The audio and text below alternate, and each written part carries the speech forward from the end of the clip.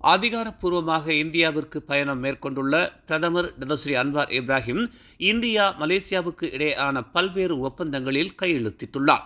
அவ்வகையில் சிறப்பு அம்சமாக மலேசிய பிரதமர் டதஸ்ரீ அன்வார் இப்ராஹிம் உடனான சந்திப்புக்கு பிறகு இந்திய பிரதமர் மோடி திருவள்ளுவரின் பெயரில் ஆய்வு இருக்கை ஒன்றை தலைநகர் மலாயா பல்கலைக்கழகத்தில் அமைப்பதற்கு வேண்டுகோள் விடுத்துள்ளார். இதனை அடுத்து நமது பிரதமர் டதஸ்ரீ அன்வார் இப்ராஹிம் உடனடியாக ஒப்புதல் அளித்தார். உலகம் முழுக்க பல பல்கலைக்கழகங்களில் தமிழ் இருக்கை அமைக்கப்பட்டு வரும் நிலையில் மலாயா பல்கலைக்கழகத்தில் திருவள்ளுவர் பெயரில் ஒரு இருக்கை உருவாக்கப்படுவது வரலாற்று சிறப்பு என்று பலரும் கருத்து தெரிவித்துள்ளனர். நெங்கிரி சட்டமன்ற தொகுதி இடைத்தேர்தல் பிரச்சாரத்தின் போது முஹிதீன் யாசின் ஆற்றிய சர்ச்சைக்குரிய பேச்சு தொடர்பாக விசாரணை நடத்தப்பட வேண்டும் என்று பகாங் மாநில பட்டத்து இளவரசர் தெங்கு ஹசானால் இப்ராஹிம் அலாம் ஷா நேற்று முன்தினம் கோரிக்கை விடுத்திருந்தார். அவரின் அந்த கோரிக்கைக்கு அம்மாநிலத்தின் பரிகாத்தான் நேஷனல் சட்டமன்ற உறுப்பினர்கள் அனைவரும் ஒருமுகமாக ஆதரவு தெரிவித்துள்ளனர். முஹிதீனின் உரை தொடர்பில் கூறப்படும் குற்றச்சாட்டுகள் மீது நியாயமான முறையில் விசாரணை நடத்தப்பட வேண்டும் என்று பகாங் மாநிலத்தின் எதிர்க்கட்சி தலைவருமான துவான் இப்ராஹிம் துவான்மான் வலியுறுத்தியுள்ளார். 2025 பட்ஜெட் மூலம் மை50 பொது போக்குவரத்து பாஸ் அடுத்த ஆண்டு தொடரும் என்று போக்குவரத்து அமைச்சு நம்புவதாக அதன் அமைச்சர் அந்தோனி லோக் தெரிவித்துள்ளார். இந்த முயற்சியின் முக்கியத்துவத்தை எடுத்து காட்டிய அவர் குறிப்பாக கிள்ளான் பள்ளத்தாக்கில் இது மலிவு விலையில் பொது போக்குவரத்தை வழங்கியதோடு போக்குவரத்து நெரிசலை குறைக்க உதவியது என்றும் அவர் சுட்டிக்காட்டினார்.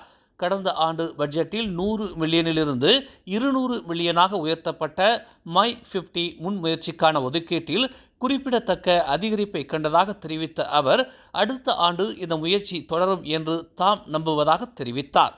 அடுத்த ஆண்டுக்கான பட்ஜெட் அக்டோபர் மாதத்தில் தாக்கல் செய்யப்பட உள்ளது குறிப்பிடத்தக்கது. தமக்கு எதிரான 1MDB ஊழல் வழக்கை நீதிபதி கொலின் லாரன்ஸ் செக்யூரா செவிமடுக்க கூடாது என்று முன்னாள் பிரதமர் நஜீப் துன் ரசாக் முறையீட்டு மனு ஒன்றை தாக்கல் செய்திருந்தார். அந்த மனு நேற்று மீட்டுக் கொள்ளப்பட்டுள்ளது. அரசு தரப்பு நிலையில் உள்ள அவ்வழக்கு சீராக தொடர்வதற்கு ஏதுவாக அந்த மனுவை மீட்டுக் கொள்ளும்படி நஜீப் தம்மை பணித்துள்ளார் என்று அவரின் வழக்கறிஞர் சஃபி அப்துல்லா தெரிவித்துள்ளார். சுபாங்ஜயா பண்டார் சன்வேயில் காவல்துறையினருடன் நடந்த துப்பாக்கிச் சூட்டை தொடர்ந்து பல கொள்ளை சம்பவங்களில் ஈடுபட்டதாக சந்தேகிக்கப்படும் வெளிநாட்டவர் ஒருவர் நேற்று மாலை சுட்டுக் கொல்லப்பட்டார். வீடியோவில் படம் பிடிக்கப்பட்ட இச்சம்பவம் இரவு 7 மணி அளவில் நிகழ்ந்ததாக பர்னாமா செய்தி வெளியிட்டுள்ளது. ஆப்பிரிக்காவைச் சேர்ந்தவர் என்று நம்பப்படும் அந்த நபர் பல கொள்ளை சம்பவங்களில் சந்தேக நபராக இருந்ததாக தெரிய வந்துள்ளது.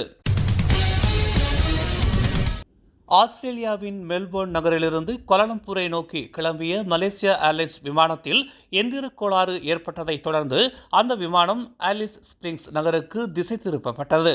MH128 எனும் பயண எண் கொண்ட அந்த விமானம் திங்கட்கிழமை இரவு 11:20 மணிக்கு மெல்போர்னிலிருந்து புறப்பட்டது. ஆனால் நேற்று அதிகாலையில் ஆலிஸ் ஸ்பிரிங்ஸ் விமான நிலையத்திற்கு திசை திருப்பப்பட்டதாக ஆஸ்திரேலியாவின் SBS நியூஸ் நிறுவனம் தெரிவித்துள்ளது. எந்திர கோளாறு காரணமாகத்தான் அது தரையிறக்கப்பட்டது என்று அந்த விமான நிலையத்தை ஏற்று நடத்தும் ஏர்போர்ட் டெவலப்மெண்ட் குரூப் நிறுவனத்தின் தலைமை நிர்வாகி ராப் போர்ட்டர் குறிப்பிட்டுள்ளார். மேலும் செய்திகளை தெரிந்து கொள்ள தமிழ் மலர் நாளிதழை பாருங்கள். எங்களோடு இணைந்திருக்க மலர் டிவியை பதிவு செய்து கொள்ளுங்கள். உறவுகள் பகிர்ந்திட விருப்பம் மற்றும் பகிர்வு சேவையை சொடுக்கிடுங்கள்.